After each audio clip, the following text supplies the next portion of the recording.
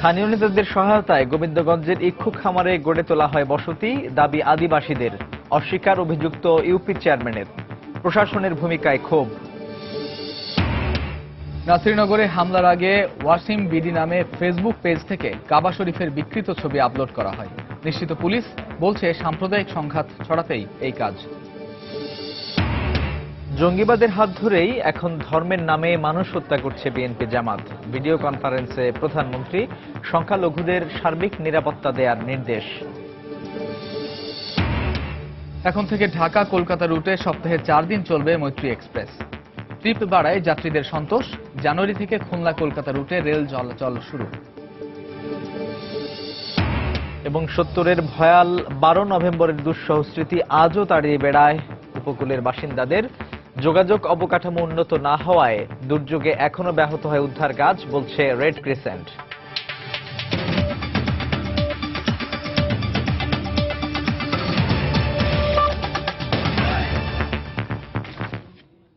বাংলার সময়ের সঙ্গে আছি আমি কামরুজ্জামান মামুন এবং আমি সাজিদ রাজু। গাইবান্ধায় সাঁওতালদের বাপ দাদার ভিটে মাটি ফিরিয়ে দেওয়ার প্রতিশ্রুতি দিয়ে স্থানীয় নেতা ও জনপ্রতিনিধিদের সহায়তায় 2 বছর আগে গঠন করা হয় ভূমি উদ্ধার সংগ্রাম কমিটি। এরপর থেকে নেওয়া হতো নিয়মিত চাঁদা। তাদেরই সহায়তায় গত জুলাই মাসে গোবিন্দগঞ্জের ইক্ষু খামারে বসতি গড়ে তোলা হয় বলে দাবি আদিবাসীদের। তবে অভিযুক্ত ইউপি চেয়ারম্যান বলছেন, প্রথমে আন্দোলনে সম্পৃক্ত থাকলেও এখন তিনি নেই। স্থানীয় সংসদ সদস্যের দাবি, আইনি ব্যবস্থা নিতে আদিবাসীদের পরামর্শ দিয়েছেন তিনি। বিস্তারিত হেদায়েতুল ইসলাম বাবুর রিপোর্টে, ক্যামেরায় ছিলেন ওবায়দুল ইসলাম। সুমি মুর্মু, মরিয়ম কিসকু, জোবা হাস্তা সহ এই নারীদের ভিটেমাটি বাড়িঘর সবই ছিল। বাপদাদার ভিটেমাটি ফিরিয়ে দেওয়ার প্রতিশ্রুতি দিয়ে সাঁওতালদের দিনাজপুরের ফুলবাড়ি, ঘোড়াঘাট, নবাবগঞ্জ, বিরামপুর ও পার্বতীপুর থেকে নিয়ে আসা হয় গাইবান্ধার গোবিন্দগঞ্জে। গত জুলাইয়ে রংপুর সুগার মিলের ইক্ষু খামার সাহেবগঞ্জের জমিতে গড়ে তোলা হয় বসতি। কিন্তু সম্প্রতি তাদের উচ্ছেদের পর জ্বালিয়ে দেয়া হয় ঝুপড়ি ঘর, সে সাথে চালানো হয় লুটপাট। আমাদের বললো এমপি বাপদাদার সম্পত্তি এখানে মানে জায়গা জমি পাবেন। আমাদের বাড়ি হলো একেবারে পার্বতীপুরে, এখান থেকে আমরা চলে আসছি। ওদের চক্রান্তে এখন আমাদের ঘর বাড়ি সবগুলো পড়ে ছারখার করে দিল। আমরা এক মুঠ ভাত খাইতে পারতেছি না। সাঁওতালদের অভিযোগ, প্রায় 2 বছর আগে স্থানীয় জনপ্রতিনিধিদের প্রত্যক্ষ ও পরোক্ষ সহযোগিতায় গড়ে তোলা হয় সাহেবগঞ্জ বাগদা ফার্ম ভূমি উদ্ধার সংগ্রাম কমিটি। ওই কমিটির সভাপতি ছিলেন সাপমারা ইউনিয়নের বর্তমান চেয়ারম্যান বুলবুল। এমপি আমাকে বললো, তোরা তো গরিব মানুষ, তোরা তো একবারে টাকা পয়সা দিবা পারবেন না, তাহলে টাকা পয়সা তোরা এই সমিতি গঠন করেন। আমাদের সভাপতি ছিল বুলবুল, আর আমরা টাকা দিতাম ওই বুলবুলকে। চেয়ারম্যান নির্বাচিত হওয়ার পর থেকে তিনি আমাদের বিরুদ্ধে আবার তিনি দাঁড়ায়। তবে অভিযুক্ত ইউপি চেয়ারম্যান বুলবুলের দাবি, প্রথমে আন্দোলনে সম্পৃক্ত হলেও পরে সরে আসেন তিনি। আর স্থানীয় সংসদ সদস্য বলছেন, আদিবাসীরা তাকে স্মারকলিপি দিলে তিনি তাদের আইনি ব্যবস্থা গ্রহণের পরামর্শ দেন।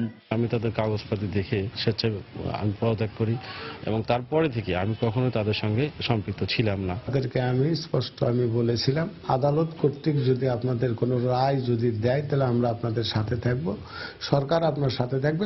এদিকে ঘটনার পর 7 দিন পেরিয়ে গেলেও জেলা প্রশাসন অসহায় মানুষগুলোর পাশে দাঁড়ায়নি বলে ক্ষোভ প্রকাশ করেন রাজনীতিবিদ ও নাগরিক সমাজ। এইটা উদ্যোগ গ্রহণ যদি করতে ব্যর্থ হয় সরকার, তাহলে ওখানে একটা মানবিক বিপর্যয় হয়ে যাবে। আদিবাসী মানুষ আসলে শিকারে পরিণত হয়েছে। প্রথম থেকেই যদি বলা হতো যে কি ঘটছে ওখানে, তাহলে নেপথ্যের মানুষগুলোর নাম বেরিয়ে আসতো। তবে জেলা প্রশাসনের শীর্ষ এ কর্মকর্তা জানান, আগুন লাগানো ও লুটপাটের ঘটনার তদন্ত চলছে। ইতিমধ্যে 10 একর জমি আমরা চিহ্নিত করে রেখেছি যে কেউ যদি সত্যিকার অর্থেই এই জেলার অধিবাসী আশ্রয়হীন হয়েছেন, তাকে আমরা পুনর্বাসন করব। গত রোববার সুগার মিলের শ্রমিক কর্মচারী ও প্রশাসনের সাথে সংঘর্ষের জের ধরে পুলিশ গুলি চালায় এবং স্থানীয়রা লুটপাট ও ঝুপড়ি ঘরে আগুন লাগিয়ে উচ্ছেদ করে সাঁওতালদের। ওই ঘটনায় 2 আদিবাসী মারা যায়। হেদায়েতুল ইসলাম বাবু, সময় সংবাদ, গাইবান্ধা। গাইবান্ধার গোবিন্দগঞ্জের সাহেবগঞ্জ ইক্ষু খামারের জমি থেকে উচ্ছেদ হওয়া আদিবাসীদের ওপর পুলিশ অহেতুক কোনো চাপ প্রয়োগ করছে কিনা তা খতিয়ে দেখতে অতিরিক্ত জেলা ম্যাজিস্ট্রেটকে দায়িত্ব দেওয়া হয়েছে। দুপুরে ক্ষতিগ্রস্ত এলাকা পরিদর্শনের পর নিজ বাসভবনে ফিরে এসে সময় সংবাদকে দেয়া এক সাক্ষাৎকারে জেলা প্রশাসক আব্দুস সামাদ একথা বলেন। এ সময় আদিবাসীদের সব ধরনের সহায়তা দেওয়া হবে বলেও জানান তিনি। নৃতাত্ত্বিক জনগোষ্ঠীর উপরে অহেতুক কোনো শক্তি প্রয়োগ করা হয়েছে কিনা সেটি টিআরবি অনুযায়ী আসলে নিষ্পত্তিযোগ্য। আমরা আমাদের বিজ্ঞ অতিরিক্ত জেলা ম্যাজিস্ট্রেট এই বিষয়ে কাজ করবেন এবং তাকে আমরা দায়িত্ব দিয়েছি। কেউ যদি এমন কিছু কাজে লিপ্ত হয় যা আইনের দৃষ্টিতে শাস্তিযোগ্য অপরাধ, আমরা তাদেরকেও চিহ্নিত করার কার্যক্রম শুরু করেছি। অমানবিক আচরণ করা হয়েছে অথবা তাদেরকে এক ধরনের অবমূল্যায়ন করা হচ্ছে, এরকম অনুভূতি তাদের মধ্যে যেন না থাকে, আমরা সেটিই সবার আগে চেষ্টা করছি। গাইবান্ধায় চিনিকল শ্রমিক ও পুলিশের সঙ্গে আদিবাসীদের সংঘর্ষে আহতরা রংপুর মেডিকেল কলেজ হাসপাতালে চিকিৎসা নিচ্ছেন। কোমরে দড়ি ও হাতকড়া পরা অবস্থায় পুলিশি পাহারায় তাদের চিকিৎসা দেওয়া হচ্ছে। সকালে হাসপাতালে গিয়ে দেখা যায় দড়ি ও হাতকড়া পরা অবস্থাতেই আহত বিমলকে এক্স-রে করতে নিয়ে যাওয়া হয়েছে। ঘটনার দিনে তার পায়ে গুলি লাগে। আহত আরেক আদিবাসী চরণেরও 2 পায়ে গুলি লাগে। তিনি অভিযোগ করেন, গুরুতর অবস্থায় হাসপাতালে ভর্তি করার পর চিকিৎসাধীন অবস্থাতেই তার হাতে হাতকড়া ও কোমরে দড়ি পরিয়ে দেয় পুলিশ। এরা দুজনেই গাইবান্ধার গোবিন্দগঞ্জে সংঘর্ষের ঘটনায় দায়ের করা মামলার আসামি বলে জানিয়েছে পুলিশ। এদিকে গুরুতর আহত এই আদিবাসীদের এভাবে চিকিৎসা দেয়াকে অমানবিক বলে জানিয়েছেন মানবাধিকার কর্মীরা। ওরাই গুলি করছে, ওরাই হিংকাপ দিছে, সে কি জন্য এটা হিংকাপ লাগাইছে, আমার বাচ্চার কি অপরাধ করছে। ঘুমিয়ে আসছিলাম, ঘুমিয়ে থাকাকালীনে এই হাতে কড়ান লাগাইছে, পায়ে গুলি লাগছে, এখন হাঁটতে পারতেছে না, এখন হাতে বাঁধে রাখছে। 3 জন পুলিশ এবং 3 জন আদিবাসী ছিলেন। তার মধ্যে একজন চোখে যার আঘাত ছিল ওনাকে রেফার করা হয়েছে ঢাকায়, আর বাকিরা 2 জনে ভালো আছে, ওদের পায়ে গুলি লাগছিল। আদিবাসী বা যারা পেশেন্ট তাদের হাতকড়া দিয়ে রাখা হয়েছে, বেঁধে রাখা হয়েছে, চারিদিকে পুলিশ সেখানে করে রয়েছে, পাহারা দিচ্ছে। তো সেই ক্ষেত্রে এই যে একজন রোগী পেশেন্ট তিনি হয়তো মৃত্যু পথেও যেতে পারে, অথচ এটা একটা অনাকাঙ্ক্ষিত ঘটনা। ব্রাহ্মণবাড়িয়ার নাসিরনগরে হিন্দু সম্প্রদায়ের উপর হামলার কয়েকদিন আগেই ওয়াসিম বিডি নামে একটি ফেসবুক পেজ থেকে পবিত্র কাফের বিকৃত ছবি আপলোড করা হয় বলে নিশ্চিত হয়েছে পুলিশ। এমনকি এই পেজ থেকে কুমিল্লা ও চাঁদপুরের কয়েকজনকে আরও কয়েকটি বিকৃত ছবি শেয়ার দেওয়া হয়। পুলিশের দাবি, সাম্প্রদায়িক সংঘাতের মাধ্যমে দেশে অস্থিতিশীল পরিস্থিতি সৃষ্টির পাশাপাশি সরকারকে বিব্রত করতে এসব ছবি ছড়ানো হয়েছে। এ অবস্থায় অভিযুক্ত ওয়াসিম বিডি পেজের অ্যাডমিনকে চিহ্নিত করে ব্যবস্থা নিতে ফেসবুক কর্তৃপক্ষের কাছে চিঠি দিচ্ছে পুলিশ। বিস্তারিত জানাচ্ছেন কমল দে। ব্রাহ্মণবাড়িয়ার নাসিরনগর এলাকায় সাম্প্রদায়িক সংঘাতের পর প্রতিবাদের ঝড় উঠেছে সারা দেশে। প্রাথমিক অনুসন্ধানে পুলিশ অনেকটা নিশ্চিত, অভিযুক্ত রশরাসের ফেসবুক থেকে পবিত্র কাবা শরীফকে বিকৃত করা ছবিটি আপলোড করা হয়নি। একই ধরনের ছবি দেওয়া হয়েছিল ব্রাহ্মণবাড়িয়ার পার্শ্ববর্তী জেলা কুমিল্লা এবং চাঁদপুরের কয়েকজন বাসিন্দাকেও। পুলিশের দাবি, ছবিগুলো আপলোড করা হয় ওয়াসিম বিডি নামের একটি ফেসবুক পেজ থেকে।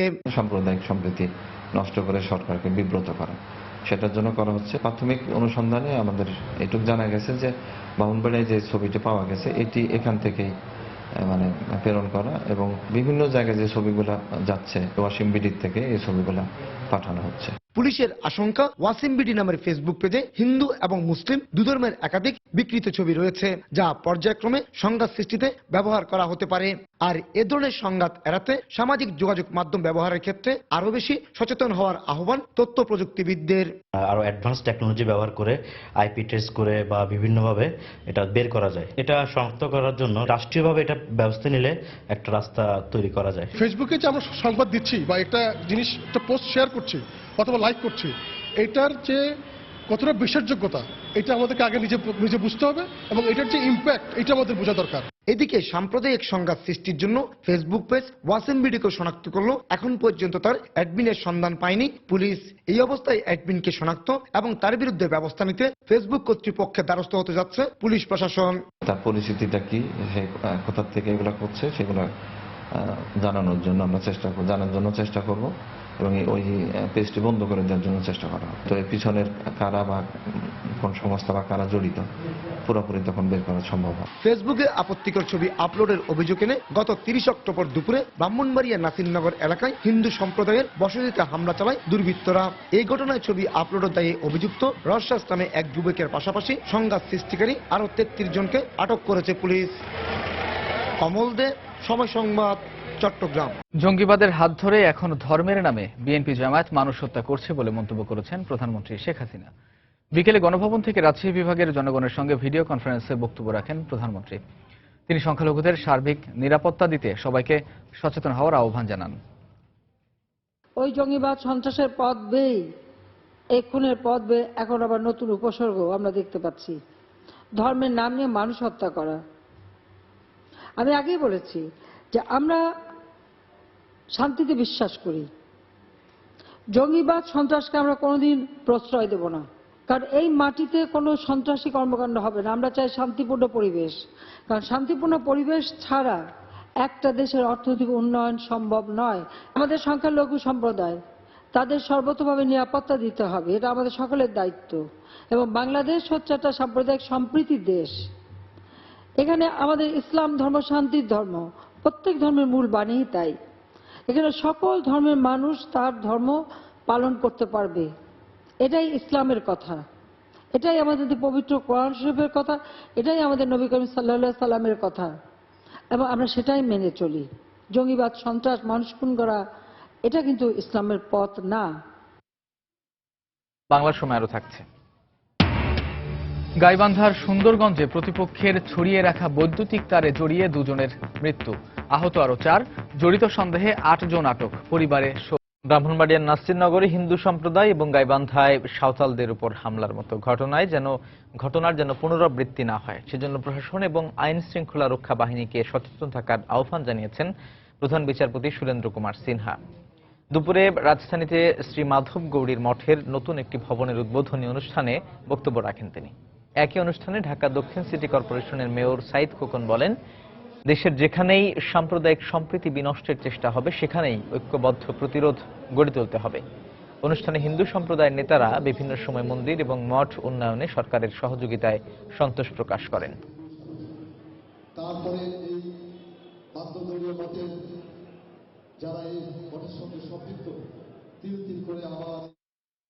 ব্রাহ্মণবাড়িয়ার একটা ঘটনা নিয়ে বেশ কিছুদিন ধরে কথাবার্তা হচ্ছে। আরেকটা হলো গাইবান্ধাতে এই সাঁওতালের কিছু গরিব জনসাধারণ, তাদের বাড়িঘর কাজে দেওয়া হয়েছে। আমি আশা রাখবো যারা প্রশাসনে আছে, যারা আইন শৃঙ্খলা বাহিনীতে আছে, তারা যদি একটু সচেতন হন, সজাগ হন, এই ধরনের যাতে ঘটনা পুনরাবৃত্তি না হয়। অনেকের মধ্যে খুব ক্ষুদ্র কিছু গোষ্ঠী রয়েছে সাম্প্রদায়িকতা উস্কে দেওয়ার চেষ্টা করে, যেখানে সাম্প্রদায়িক সম্প্রীতি বিনষ্টের চেষ্টা থাকবে, আপনার সকলে মিলে একসঙ্গে সেটাকে প্রতিহত করবে। জাগৃতি প্রকাশনীর মালিক ফয়সাল আরেফিন দীপন ও ব্লগার নিলয় হত্যার সঙ্গে জড়িত অভিযোগে কমলাপুর রেল স্টেশন থেকে খায়রুল ইসলাম নামে আনসারুল্লাহ বাংলা টিম এবিটির এক সদস্যকে গ্রেফতার করেছে ঢাকা মহানগর গোয়েন্দা পুলিশ। পুলিশের কাছে খায়রুল স্বীকার করেছে আনসারুল্লাহ বাংলা টিমের প্রধান সাবেক মেজর জিয়ার নির্দেশে দীপন ও নিলয়কে হত্যা করা হয়। এছাড়া অভিজিৎ প্রায় হত্যার ব্যাপারেও তার কাছ থেকে গুরুত্বপূর্ণ তথ্য পাওয়ার দাবি পুলিশের। রিপোর্ট খান মোহাম্মদ রুমেলের। গেল বছরের 7 আগস্ট রাজধানীর পূর্ব গোরানের বাসায় ঢুকে কুপিয়ে হত্যা করা হয় ব্লগার নীলাদ্রি নিলয়কে। এর মাস দুয়েক পর 31 অক্টোবর শাহবাগের আজিজ সুপার মার্কেটে একই কায়দায় খুন হন জাগৃতি প্রকাশনীর স্বত্বাধিকারী ফয়সাল আরেফিন দীপন। দুটি হত্যাকাণ্ডের জন্যই এবিটিকে দায়ী করছিল পুলিশ। দীপন হত্যার সঙ্গে জড়িত অভিযোগে এর আগে এবিটির 2 কর্মীকে গ্রেফতারও করে গোয়েন্দা পুলিশ। আর হত্যার অন্যতম পরিকল্পনাকারী মুকুল রানা ওরফে শরীফ মারা যায় বন্দুকযুদ্ধে। গোয়েন্দা কর্মকর্তা বলছেন, এবিটির ইন্টেলিজেন্স শাখার সদস্য খায়রুল ওরফে রিফাতের দায়িত্ব ছিল টার্গেট ব্যক্তির তথ্য সংগ্রহ করে সামরিক শাখাকে জানানো। আর এ লক্ষ্যে 2014 সাল থেকে 2015 সালের জানুয়ারি পর্যন্ত নিলয়ের এবং 15 সালের জানুয়ারি থেকে আগস্ট পর্যন্ত দীপনের গতিবিধি সম্পর্কে তথ্য সংগ্রহ করে সে। ব্লগার সিলেকশনের সময়টাতে তারা আইটি অ্যানালাইসিস করে বড় ভাইকে তারা ইনফরমেশন দেয় যে তার অবস্থানটা এই এবং সে ধর্ম কিংবা ইসলাম ইত্যাদির বিরুদ্ধে এই লেখালেখি করে। নীলাদ্রির বিষয়টাতে সে 5 মাস পর্যন্ত তাকে ফলো করে, তাকে অনুসরণ করে, সমস্ত তথ্যাদি সংগ্রহ করে বড় ভাইয়ের কাছে দেওয়ার পর এই অপারেশনটি হয়। আনসারুল্লাহ বাংলা টিমের সামরিক শাখা প্রধান মেজর জিয়ার নির্দেশেই এই হত্যাকাণ্ডগুলো ঘটানো হয় বলে দাবি করে পুলিশ বলছে, শুধু তাই নয়, অভিজিৎ রায় হত্যার ব্যাপারেও খায়রুলের কাছ থেকে গুরুত্বপূর্ণ তথ্য মিলেছে। আনসারুল ইসলামের সংশ্লিষ্ট যতগুলো খুন হয়েছে প্রত্যেকটাতেই major Zia played a vital role and he is the leader. গোয়েন্দা কর্মকর্তা আরো বলছেন, এসব হত্যাকাণ্ডের পর ফেসবুক, টুইটারে দায় স্বীকারের কাজটিও করেছে তথ্য প্রযুক্তিতে পারদর্শী খায়রুল ওরফে রিফাত ওরফে জামিল। খান মোহাম্মদ রুমেল, সময় সংবাদ, ঢাকা। ক্ষমতায় যাওয়ার জন্য যারা বিদেশিদের উপর নির্ভর করে তাদের মতো দেউলিয়া দল আর নেই বলে মন্তব্য করেছেন আওয়ামী লীগের সাধারণ সম্পাদক ওবায়দুল কাদের। এ সময় তিনি বলেন, বিদেশিরা আওয়ামী লীগের বন্ধু, ক্ষমতায় যাওয়ার নিয়ামক নয়। বিকেলে চট্টগ্রামের লালদিঘি ময়দানে জেলা আওয়ামী লীগের আয়োজনে এক জনসভায় এই কথা বলেন ওবায়দুল কাদের। তিনি দলীয় নেতাকর্মীদের উদ্দেশ্যে বলেন, যারা দলের নিয়ম শৃঙ্খলা মানবে না তাদের দলে থাকার কোনো প্রয়োজন নেই। পরে নবনির্বাচিত সাধারণ সম্পাদক ওবায়দুল কাদেরকে ফুল দিয়ে শুভেচ্ছা জানান চট্টগ্রামের নেতারা। এ সময় তাকে উত্তরীয় পরিয়ে দেন সিটি মেয়র আজম নাসির। এদিকে স্লোগান দেয়াকে কেন্দ্র করে সমাবেশের এক পর্যায়ে কিছুটা উত্তেজনা ছড়িয়ে পড়লে কেন্দ্রীয় নেতাদের হস্তক্ষেপে পরিস্থিতি শান্ত হয়।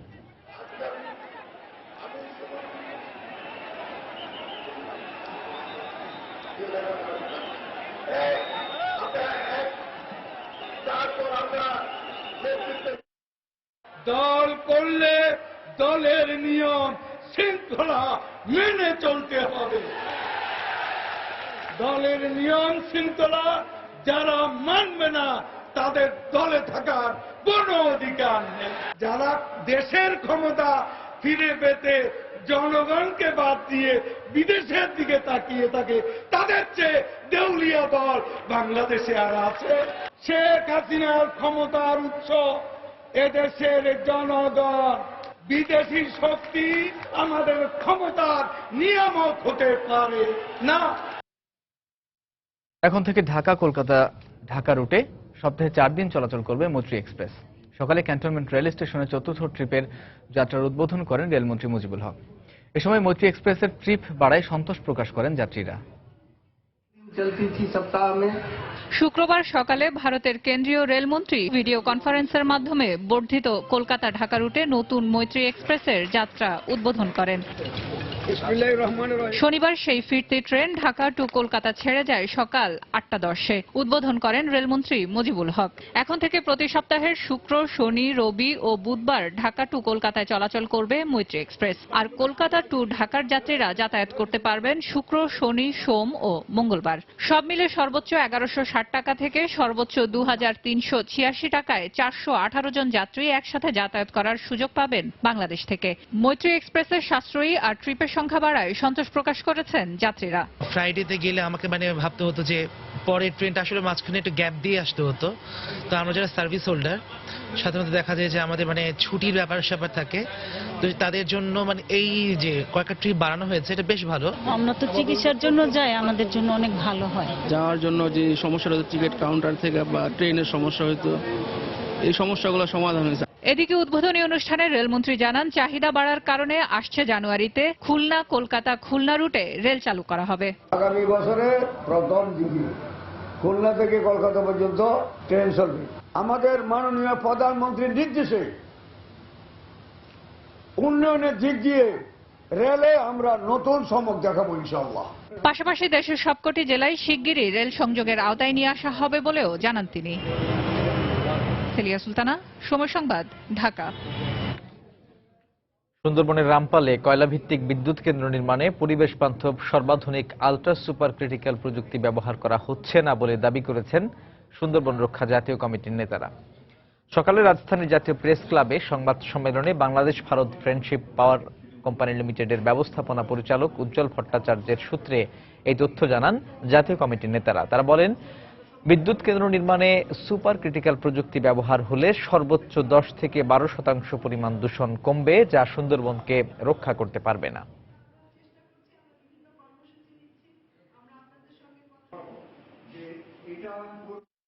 রামপাল বিদ্যুৎ কেন্দ্র নির্মাণকারী প্রতিষ্ঠান Bangladesh Bharat friendship power company লিমিটেডের ব্যবস্থাপনা পরিচালক বলছেন, আলট্রা সুপার ক্রিটিক্যাল প্রযুক্তি বলে পৃথিবীতে কোনো প্রযুক্তি নেই। রামপালে আমরা সুপার ক্রিটিক্যাল প্রযুক্তিতেই বিদ্যুৎ কেন্দ্র নির্মাণ করছি। অর্থাৎ দীর্ঘদিন যাবৎ রামপাল প্রকল্প বিষয়ে অনেক ভুল তথ্য ইচ্ছাকৃতভাবে অবিরত প্রচারের পর তার মধ্যে একটি মৌলিক বিষয়ে তাদের মিথ্যাচারকে স্বীকার করে নেওয়া হলো। এই টেন্ডার এক্সামিনেশন থেকেই এই বিতর্কটা এসেছে। টেন্ডার এক্সামিন করে আমরা দেখতে পেয়েছি যে আলট্রা সুপার ক্রিটিক্যাল টেকনোলজির যন্ত্রপাতি আসছে না। আলট্রা সুপার ক্রিটিক্যাল টেকনোলজি ব্যবহার করলেও দূষণ হবে এবং সেই দূষণ যদি কন্টিনিউ করে কিউমুলেটিভ ম্যানারে সুন্দরবন ধ্বংস হয়ে যাবে। খুলনার দাকোপ উপজেলায় নদী শাসন করে পরিকল্পিতভাবে বাঁধ নির্মাণের দাবিতে মানববন্ধন করেছে এলাকাবাসী। সকালে চালনা পৌর এলাকায় ঘণ্টাব্যাপী মানববন্ধন কর্মসূচি পালন করা হয়। এতে উপজেলার বিভিন্ন শ্রেণী পেশার মানুষ অংশ নেন। মানববন্ধনের বক্তারা দাকোপ উপজেলার 100 কিলোমিটার বাঁধ নির্মাণের আগে কালাবগি, গুনারি, কালীবাড়ি ও ঝুলন্তপাড়ার ভাঙন কবলিত 10 কিলোমিটার এলাকার নদী শাসনের দাবি জানান। নদী শাসন না করলে অচিরেই 175 কোটি টাকা ব্যয়ে নির্মিতব্য এ বাঁধ ভাঙনের কবলে পড়বে বলে দাবি তাদের।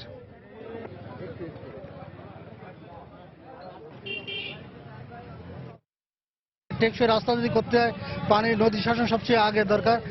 নদী শাসন যদি না থাকে শুধু রাস্তা করার যুক্ততা কতটুকু হবে তা জানি না। যাতে করে এই নদী ভাঙন প্রতিরোধ হয় এবং পাশাপাশি মানে টেকসই বাঁধ হয়, তাহলে আমরা দাকববাসী আমরা উপকৃত হব। নদী শাসনের যদি ব্যবস্থা না করা হয় এবং নদী শাসনের জন্য যে ব্যবস্থার দরকার, যে এস্টিমেট দরকার, সেটা সহ যদি না করা হয় তাহলে এই বাঁধ দিলে অস্ত্রে আবার এই বাঁধ রক্ষা করা সম্ভব হবে না।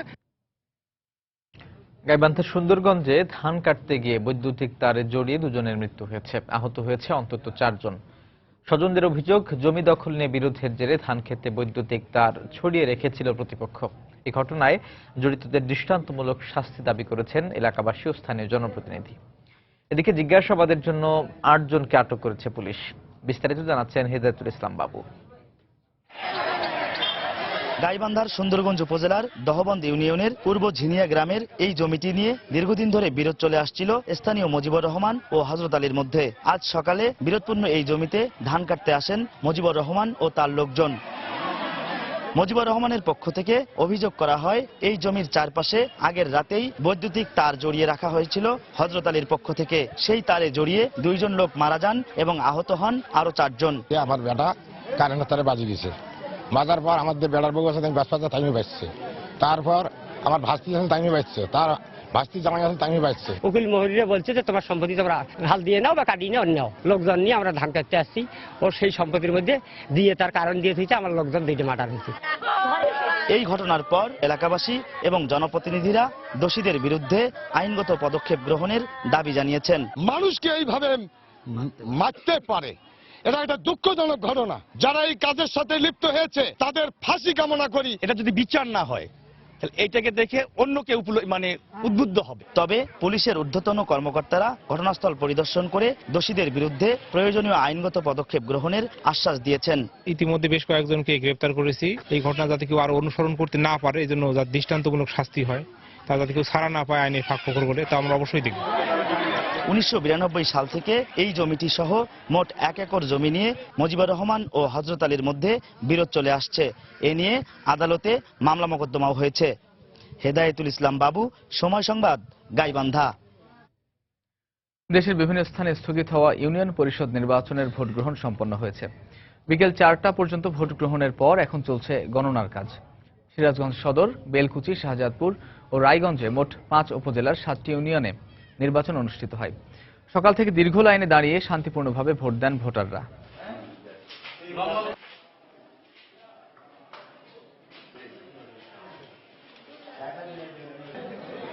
গাইবান্ধার সুন্দরগঞ্জ উপজেলার কাপাসিয়া ইউনিয়নে শান্তিপূর্ণ ভোট গ্রহণ শেষে চলছে ভোট গণনা। স্থগিত হওয়া এই ইউনিয়নে মোট 10টি কেন্দ্রে ভোট গ্রহণ হয়। পুরুষের পাশাপাশি নারী ভোটারের উপস্থিতি ছিল চোখে পড়ার মতো।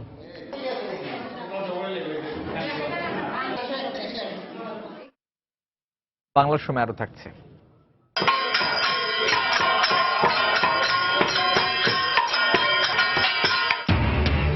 কীর্তনের তালে তালে কুয়াকাটার সমুদ্র পাড়ে চলছে হিন্দু সম্প্রদায়ের রাস উৎসব। হাজারো পর্যটকের ঢল, নিরাপত্তা ব্যবস্থা জোরদার। ভয়াল 12ই নভেম্বর আজ। 1970 সালের এই দিনে ভয়াবহ ঘূর্ণিঝড় ও জলোচ্ছ্বাসে লণ্ডভণ্ড হয়ে যায় দেশের উপকূলীয় এলাকা। রাতভর ধ্বংসযজ্ঞ আর স্বজন হারানোর দুঃসহ স্মৃতি আজও তাড়িয়ে বেড়ায় উপকূলের বাসিন্দাদের। দুর্যোগ ঝুঁকিতে থাকা এসব এলাকায় এখনো নির্মিত হয়নি পর্যাপ্ত আশ্রয়কেন্দ্র। এমনকি দুর্গম চরাঞ্চলে যোগাযোগ অবকাঠামো উন্নত না হওয়ায় দুর্যোগের সময় উদ্ধার কাজ ব্যাহত হচ্ছে বলে জানিয়েছে রেড ক্রিসেন্ট সোসাইটি। জেলা প্রতিনিধিদের পাঠানো তথ্য ও ছবি নিয়ে ডেস্ক রিপোর্ট। সত্যি হাজার হাজার মানুষ গরু মরা আমার কাছে এখন তো বিশাল ভয়াবহ, বিশাল। আমি মাঝে মাঝে এখন আমি স্বপ্ন দেখি। রাস্তা দিয়ে আমরা আসছি, তার নাম রাস্তার লোক লাশ। 46 বছর আগের ভয়াবহ স্মৃতি এখনো তাড়া করে ফেরে ভোলার বাসিন্দাদের। 1970 সালের এদিন গুড়ি গুড়ি বৃষ্টি আর কালো মেঘ আড়াল করে রেখেছিল সূর্যকে। রাত যত বাড়ে ততই যেন ভয়াবহ আকার ধারণ করে প্রকৃতির রূপ। 200 কিলোমিটার বেগে বয়ে যাওয়া ঝড় আর 15 থেকে 20 ফুট উচ্চতার জলোচ্ছ্বাস তছনছ করে দেয় লোকালয়। সেদিনের ধ্বংসযজ্ঞে বিরানভূমিতে পরিণত হয় মেঘনাপাড়ের চর কুকরিমুকরি সহ ভোলার অধিকাংশ এলাকা। এই দিনটার কথা মনে পড়লে ওই স্মৃতি বলতে পারি না। নদীর পাড়াতে কারা কাছে বসে পালাইয়া মেয়েরা এবং শিশুরা সবচেয়ে বেশি মারা গেছে। 1970 সালের এই দিনে ভয়াবহ ঘূর্ণিঝড় ও জলোচ্ছ্বাসের আঘাতে লণ্ডভণ্ড হয় উপকূলীয় এলাকা নোয়াখালীও। প্রলয়ঙ্করী ওই প্রাকৃতিক দুর্যোগে লাখ লাখ বাড়িঘর, গাছপালা ও হাঁস মুরগি সহ গবাদি পশু পানিতে ভেসে যায়। বেঁচে যাওয়া মানুষ পড়েন বিশুদ্ধ পানি, খাবারের তীব্র সংকটে। চারিদিকে ছড়িয়ে পড়ে হাহাকার। শুধু হায় হায় নাহার উলঙ্গ করে মানুষ নদীতে মারা গেছে। আমিও নদীর না নৌকা আছি, আমার নদীগুলিতে আমার বের উড়াইছি। দ্বীপে আসছিলাম, খুব বাসি, এক গাছের লোক বাঁচিয়েছি, ওইখান থেকে আল্লাহ উদ্ধার করছে, আমরা এখনো বাঁচিয়ে আছি। এদিকে স্বজন হারানোর স্মৃতি হৃদয়কে ভারাক্রান্ত করে তুললেও নিঝুম দ্বীপ, দমারচর, চরলক্ষ্মী ও ঢালচর সহ জেলার অন্তত 20টি চরের মানুষ এখনো দুর্যোগের ঝুঁকি নিয়ে বসবাস করছেন। এ অবস্থায় আশ্রয় কেন্দ্র সহ বেড়িবাঁধ নির্মাণের দাবি বাসিন্দাদের। বেড়িবাঁধ যদি না হয় তাহলে আমরা তো কইভাবে বাঁচবো, আমাদের তো সবকিছু দান ফান সবকিছু চলে যাচ্ছে। মানুষকে দুর্যোগকালীন সময়ে সাহায্য এবং আশ্রয় নেওয়ার ব্যবস্থা করার জন্য আরো বেশি সাইক্লোন শেল্টার, কিল্লা অত্যন্ত প্রয়োজন। বিভিন্ন তথ্যসূত্রে জানা যায়, দেশের উপকূলীয় অঞ্চলে আঘাত হানা ওই ঘূর্ণিঝড় ও জলোচ্ছ্বাসে প্রাণ হারায় অন্তত 5 লাখ মানুষ। সাবিহানিপা, সময় সংবাদ। বাংলাদেশের পোশাক কারখানাগুলোতে কাজের পরিবেশ অনেক ভালো, পাশাপাশি শিল্পে অনেক উন্নতি হয়েছে বলে মন্তব্য করেছেন বাংলাদেশে নিযুক্ত মার্কিন রাষ্ট্রদূত মার্শিয়া ব্লুম বার্নিকাট। দুপুরে গাজীপুরের বোর্ড বাজার এলাকায় ইস্ট ওয়েস্ট ইন্ডাস্ট্রিয়াল পার্কে এক অনুষ্ঠান শেষে সাংবাদিকদের সঙ্গে কথা বলেন তিনি। গত কয়েক বছরে বাংলাদেশ পোশাক শিল্পে অনেক উন্নতি করেছে। পোশাক কারখানায় কাজের পরিবেশ আগের থেকে অনেক ভালো হয়েছে। বিশেষ করে রানা প্লাজা দুর্ঘটনার পর মালিকপক্ষ অনেক সচেতন হয়েছে। আমি অঙ্গীকার করছি, পোশাক খাতে জিএসপি সুবিধা পেতে নবনির্বাচিত মার্কিন সরকারের সঙ্গে আমি আলোচনা করব। এছাড়া শ্রমিক অধিকার এবং শ্রমিকদের নিরাপত্তা ইস্যু নিয়েও আমি আলোচনা করব। টাঙ্গাইল ও ঝিনাইদহে আলাদা সড়ক দুর্ঘটনায় 4 জন নিহত হয়েছেন। এতে ঝিনাইদহে গুরুতর আহত 4 জনকে কালীগঞ্জ স্বাস্থ্য কমপ্লেক্সে ভর্তি করা হয়। পুলিশ জানায়, ঢাকা টাঙ্গাইল মহাসড়কের দেওহাটা এলাকায় একটি মোটরসাইকেলকে পিছন থেকে চাপা দেয় ঢাকামুখী একটি ট্রাক। এতে মোটরসাইকেলের 2 আরোহী গুরুতর আহত হন। তাদেরকে উদ্ধার করে মির্জাপুর কুমুদিনী মেডিকেল কলেজ হাসপাতালে ভর্তি করে হাইওয়ে পুলিশ। পরে সেখানে চিকিৎসাধীন অবস্থায় তাদের মৃত্যু হয়। এই ঘটনায় ট্রাকটিকে জব্দ করা হলেও কাউকে আটক করা যায়নি। এদিকে ঝিনাইদহের কালীগঞ্জে পিকআপ নসিমন সংঘর্ষে 2 জন নিহত হয়েছে।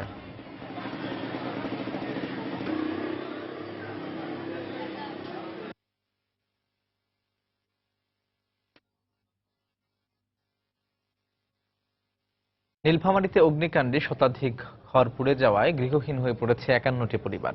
ক্ষতিগ্রস্তরা জানায়, বসতঘর ও খাদ্যশস্য পুড়ে যাওয়ায় খোলা আকাশের নিচে মানবেতর জীবনযাপন করছেন তারা।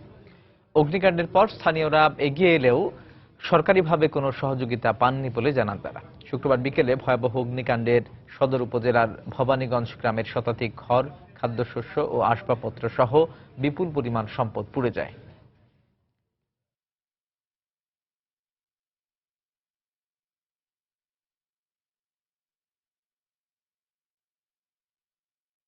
সব বাড়ি শেষ, মৌসুম পোড়া গেছে, ধান পোড়া গেছে, পাট পোড়া গেছে। এখন কি করব, কি করি খাই। তা আমার দেখি আইসে দেখেছি এই যে টাকা পয়সা কাপড় চোপড় তামগানা পড়া গেছে। দাউ দাউ করে আগুন জ্বলতেছে, এখানে 150 মানে বাড়ি ঘর কি পরিটরি সার্কাট হয়ে গেছে। দেশের বিভিন্ন স্থানে সনাতন ধর্মাবলম্বীদের উপর হামলার প্রতিবাদে পঞ্চগড়ে মানববন্ধন করেছে জাতীয় সমাজতান্ত্রিক দল জাসদ। সকালে শহরের শেরেবাংলা পার্কের সামনে ঘণ্টাব্যাপী মানববন্ধন কর্মসূচি পালন করা হয়। এতে ব্যানার ফেস্টুন সহ জাসদ নেতাকর্মীরা অংশ নেন। এ সময় বক্তারা দেশব্যাপী সনাতন ধর্মাবলম্বীদের উপর হামলায় জড়িতদের গ্রেফতার করে দৃষ্টান্তমূলক শাস্তির দাবি জানান।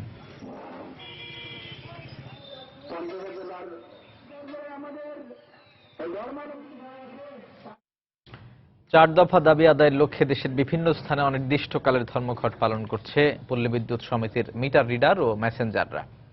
সকালে সুনামগঞ্জ পল্লী বিদ্যুৎ অফিসের সামনে অবস্থান নেন আন্দোলনকারীরা। এ সময় পল্লী বিদ্যুতে কর্মরত মিটার রিডার ও মেসেঞ্জারদের চাকরি স্থায়ীকরণ সহ 4 দফা দাবি মেনে নিতে আহ্বান জানান তারা। একই দাবিতে ঠাকুরগাঁওয়ে অবস্থান ধর্মঘট পালন করছে মিটার রিডার ও মেসেঞ্জাররা। এ সময় দাবি আদায় না হলে কঠোর আন্দোলনের হুঁশিয়ারি দেন তারা।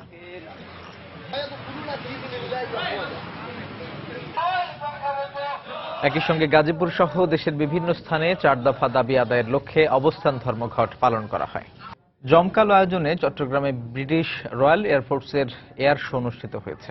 দুপুরে পতেঙ্গায় জহুরুল হক বিমান ঘাঁটিতে এয়ার শো হয়। এর আগে 12টার দিকে থাইল্যান্ড থেকে জহুরুল হক বিমান ঘাঁটিতে আসে ব্রিটিশ এয়ারফোর্সের 12টি সুপারসনিক যুদ্ধ বিমানের অ্যারোবেটিক দল। বাংলাদেশ বিমান বাহিনীর ঊর্ধ্বতন কর্মকর্তারা তাদের স্বাগত জানান। দুদেশের বিমান বাহিনীর মধ্যে বন্ধুত্বপূর্ণ সম্পর্ক জোরদারের লক্ষ্যে এই এয়ার শোর আয়োজন করা হয় বলে জানিয়েছে বিমান বাহিনী।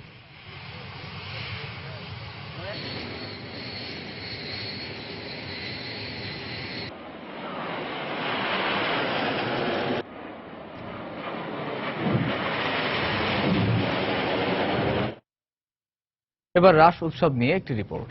সাগরকন্যা কুয়াকাটার সমুদ্র পাড়ে শুরু হয়েছে হিন্দু ধর্মাবলম্বীদের রাস উৎসব। চতুর্বর্গ ফল লাভের আশায় হাজারো সনাতন ধর্মাবলম্বীদের সঙ্গে ঢল নেমেছে পর্যটকদের। হোটেল মোটেল ও পর্যটন সংশ্লিষ্ট ব্যবসায়ীরা বলছেন, এবছর রাস উৎসবকে কেন্দ্র করে অনেক বেশি পর্যটকের সমাগম হয়েছে। নিরাপত্তা ব্যবস্থাও জোরদার করেছে টুরিস্ট পুলিশ। এম এ আজিমের পাঠানো তথ্য ও এস এম সিফাতের ছবিতে ডেস্ক রিপোর্ট।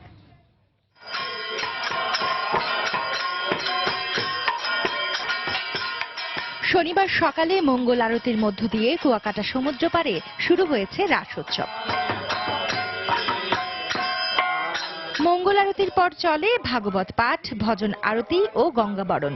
ইতোমধ্যে দূর দূরান্তের হিন্দু সম্প্রদায়ের লোকজন আসতে শুরু করেছেন কুয়াকাটা সমুদ্র পাড়ের মন্দির প্রাঙ্গণে। অনুষ্ঠানে চলাকালীন আমাদের মহাপ্রসাদ বা যে সমস্ত ভক্তবৃন্দ আসবে সবাই প্রসাদ পাবেন এবং আনন্দ উৎসব করবেন। শুধু হিন্দু সম্প্রদায় নয়, রাস উৎসবকে কেন্দ্র করে দেশের বিভিন্ন স্থান থেকে এখানে জড়ো হয়েছেন শত শত পর্যটক। হোটেল মোটেল ও পর্যটন সংশ্লিষ্ট ব্যবসায়ীরা রাস উৎসবকে কেন্দ্র করে বিপুল সংখ্যক ভ্রমণকারীর আগমন ঘটায় ভালো লাভের আশা করছেন। খুবই ভালো বুকিং পাচ্ছি। ইনফ্যাক্ট আমাদের হোটেলেও মোটামুটি আপনারা বলতে পারেন যে ফুল গেস্ট আমরা আজকে আশা করতেছি। এই বছর অনেক ভালো ব্যবসা করব আশা করি, এই জন্য, এবং স্পেশালি কুয়াকাটায় অনেক ভালো বিজনেস হবে। আর উৎসবকে নির্বিঘ্ন করতে 11টি পর্যটন স্পটের 7টিকে গুরুত্ব দিয়ে র্যাব, পুলিশ, কোস্টগার্ড, ফায়ার সার্ভিসের সমন্বয়ে তৈরি করা হয়েছে নিরাপত্তা বলয়। মেলার মূল কেন্দ্র এবং তার আশপাশে বেশ কয়েকটি পেট্রোল পার্টি সবসময় মোতায়েন থাকবে।